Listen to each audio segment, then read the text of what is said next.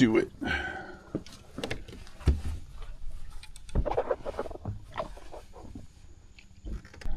So today we're going to try to do a little review on the new baits. This is the Salty Hundo 150, or what they call the Hundo 50.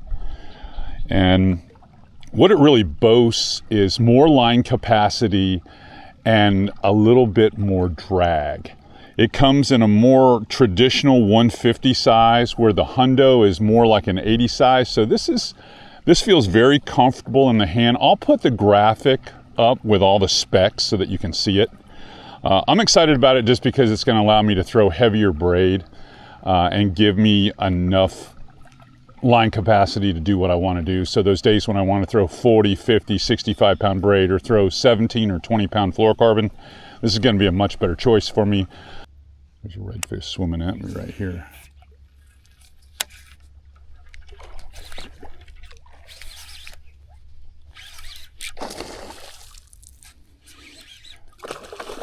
Not a giant, but great opener. Attack that chatterbait.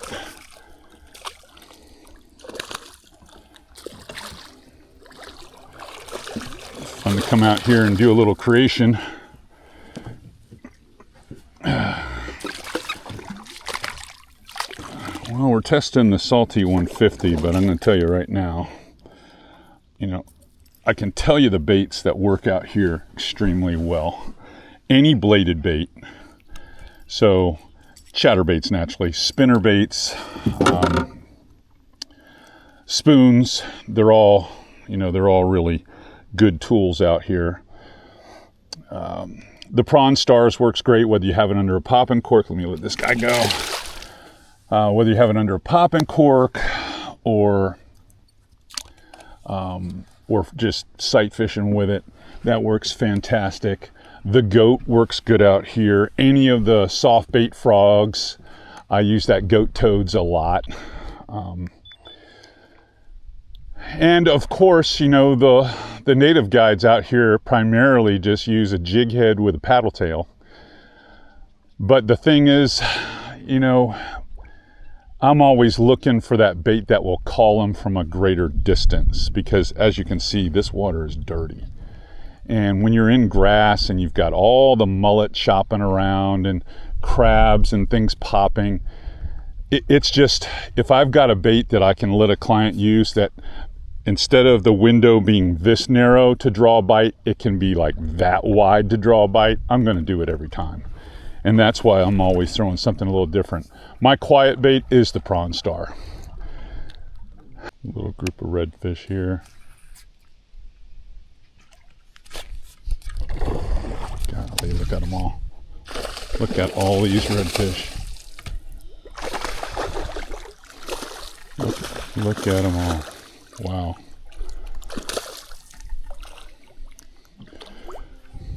I'll let him swim on top so you can see them all. Not big though, you know? I don't see big fish, but there's lots of them. Lots of them. Wow. Look at them all. Could just take a net and net them. A lot of targets, just not a lot of big fish. Let this guy go.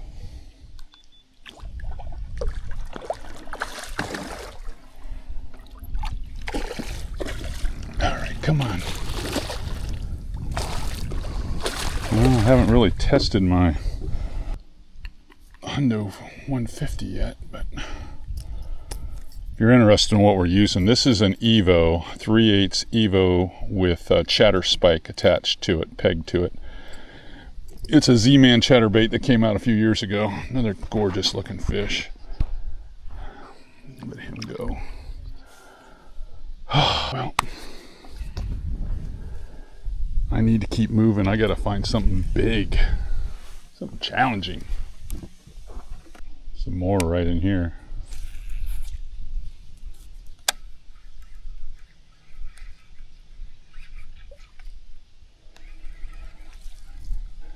Well, there's no doubt why they're here. It's beautiful.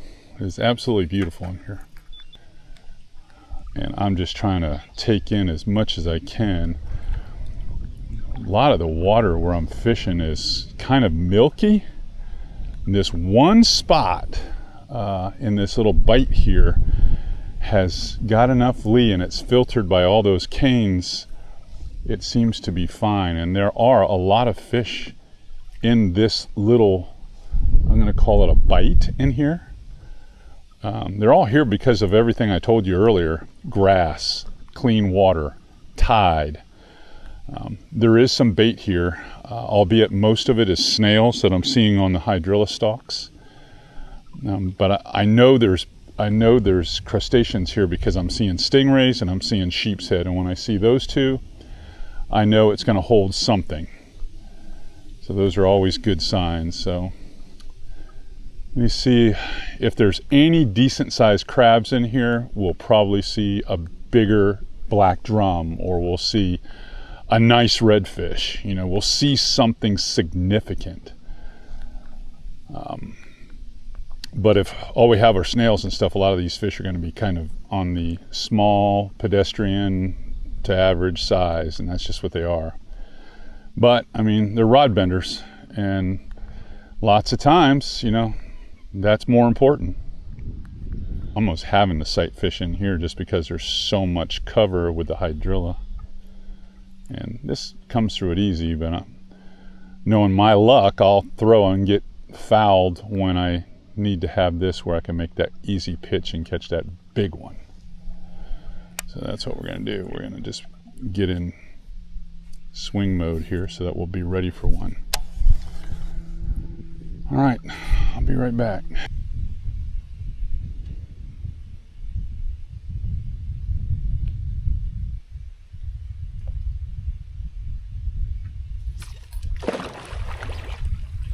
Bingo.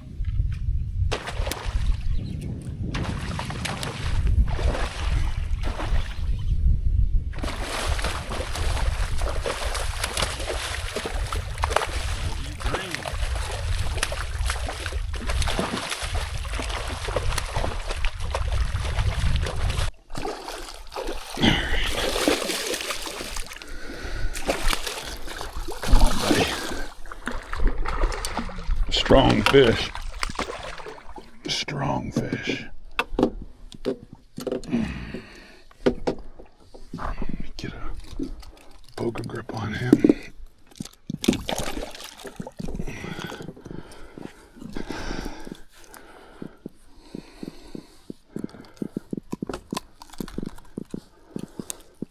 Gotta love the Evo for a nice strong hook. Z-Man makes some good products. Look at that fish. Nice, healthy redfish. Woo, gorgeous. Probably right there around 25, 26. Let's just get him back in the water. All right, let's talk a minute. Talk about the bait. The bait is this is a 3/8. This is a 3/8 chatterbait. This is in the Evo lineup. Came out a couple of years ago. The downside to chatterbaits in the past, or the early ones, was the clip wasn't strong enough to battle fish like that, especially the way I caught that one where he was right next to the boat. I'm using a medium heavy rod, a faster action, so there's not a lot of give. But they really overbuilt the Evo, and the Evo is a good alternative to spending the big money on the jackhammer, because it seems like the blade gets going really quick on this setup. So that was always the advantage of the jackhammer, was that it was initially, just as soon as it hit the water, it was running. And the old school chatterbait, sometimes you'd have a cast that you'd have to shake it and rip it a few times to get it working right. This one seems to do a really good job. You'll notice, again, no leader, just straight braid. I double Palomar it. Because I'm using the Salty, Bait Salty 150, this is brand new, just released at 2025 iCast, I went ahead and put 40-pound Gen 3 diamond braid on there. This is a 7'3". I just want to give you guys the lowdown on it. 7'3" FlatsClass Inshore series from Fitzgerald Rods. Selfishly, as a plug, this one actually was the saltwater rod category winner at ICAST. So it's the perfect setup to fish this style in hydrilla. As you can see, I'm on the outside. I'm not in a pond at all. I'm on these outside points. I'm trying to target the cane points closest to the passes, just looking for something different. The interior ponds have been producing nothing but smaller fish, and I can't say that I have found any larger fish out here, honestly. Most of these fish are about the same size.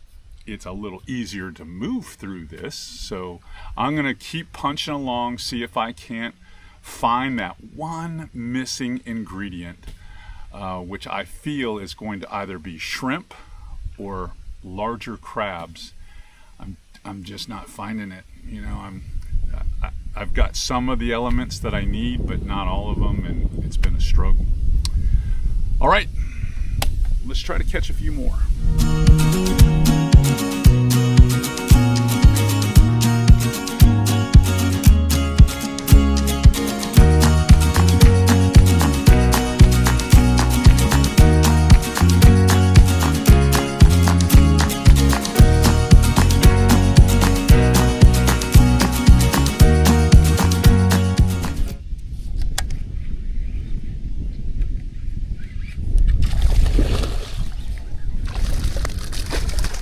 Not much of a challenge on this rod, but another fish nonetheless. Another fish nonetheless.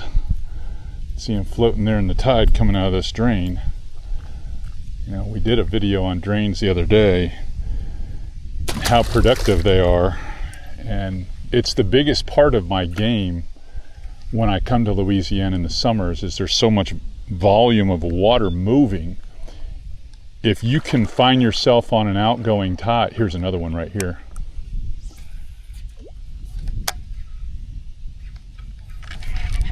A little bit better. You can just sit in a drain like this. I'm just gonna sit here. They're just coming right to me.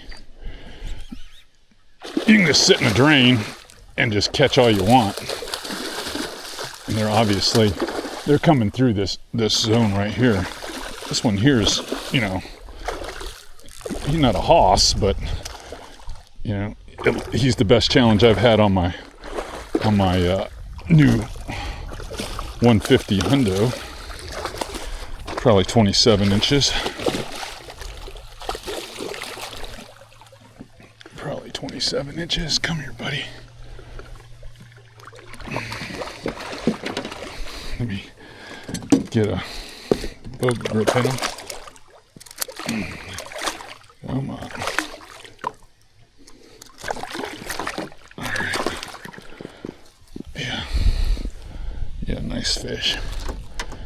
Really nice fish. All right, let me lay him down for a second. He's all at 27 inches, I can tell you that right now. Yeah, that's a pretty fish.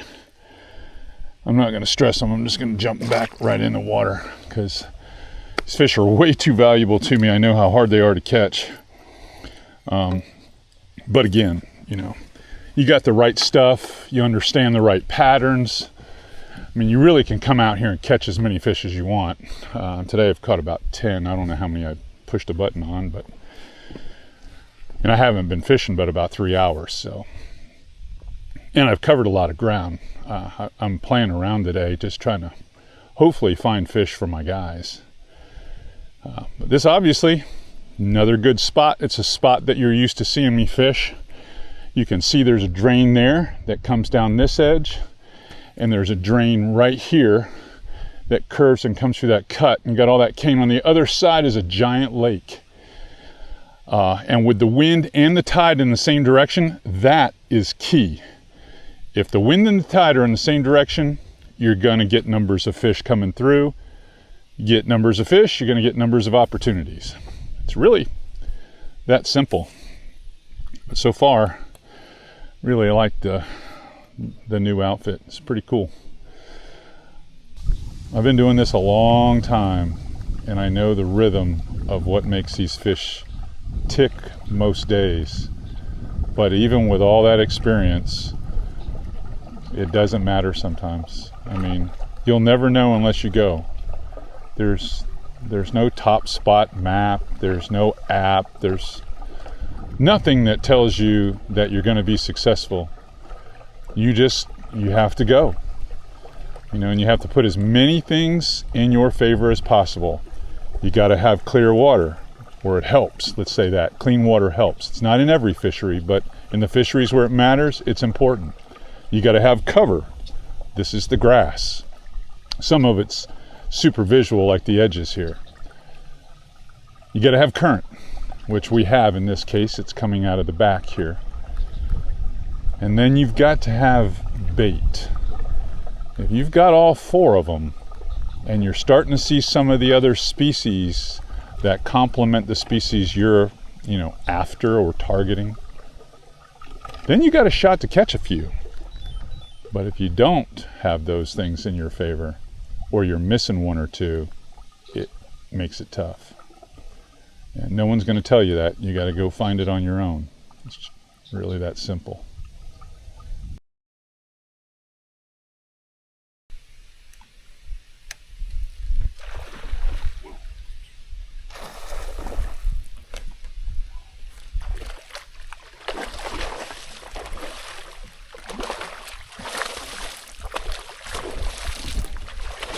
There was a school.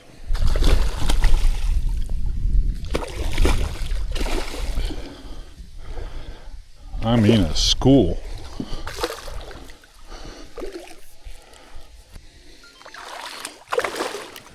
All right, let me see if I can get this guy booger gripped in here.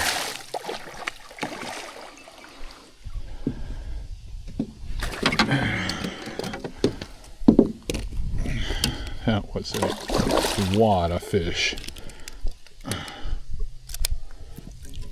And I mean, again, they're not giants by any means, but plenty of fish. And following the same rule, just following the rule of I'm fishing the clear water drains, and that's where my fish are, just like they are every year.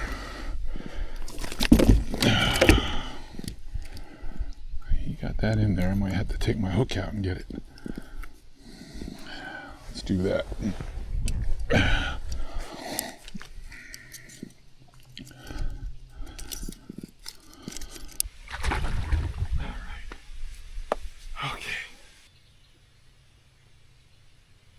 My tide is getting slower because my line isn't as strong. My mud line was so tight earlier, and now it's kind of getting fuzzy. About done.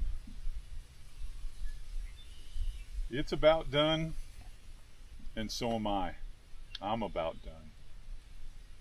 It's hot. Get to be about 1 o'clock in the afternoon. It's really time to call it. In fact, let's do it. Let's call it. Hopefully you guys enjoyed the episode today. If you did, give us a thumbs up and smash that subscribe button. I'd love to have you out here all summer long with me while I catch these fish. I'll be with clients most days, but it's one of those unique places. If you ever get the opportunity to come out here and do a little bit of fishing while this paradise is still here and it hasn't vanished yet, highly encourage you to come. It has got to be the best place for redfish habitat I've ever visited, and it's just amazing how many fish you can catch once you get the hang of it out here. And today we were more or less doing a little review on this reel, which I am super happy with. Just unbelievable little piece of equipment coming out of iCast. Got to really put it through its paces out here. But if you want to come out here, enjoy yourself, consider coming out to Cajun Fishing Adventures. Ryan Lambert has a great lodge. It's located in Buras, Louisiana. You can come and hang out there. And then you can do it yourself if you need to. If you want to bring your skiff, you can come out here, you know, get a standard mapping chip if you don't really know the area. I would hire a guide, honestly, the first time or two I was out here. Even if you're going to come out for a week, you know, maybe a day or two, hire a guide just to kind of get an idea what you should be doing. Fish with one of the lodge guides. But once you're out here and you're fishing this type of terrain, obviously chatterbaits, spinnerbaits, spoons, popping corks with plastics underneath them all work very well. I sight fish with a bunch of soft plastics like the kicker crab and the prawn stars. They do a good job as well. But if you want to have some drawing power where you can just, if you don't see every fish, you're throwing in the clean spots, you're throwing where you see current moving, throw those baits I told you about and you'll catch a few. All right, let's head back to the lodge.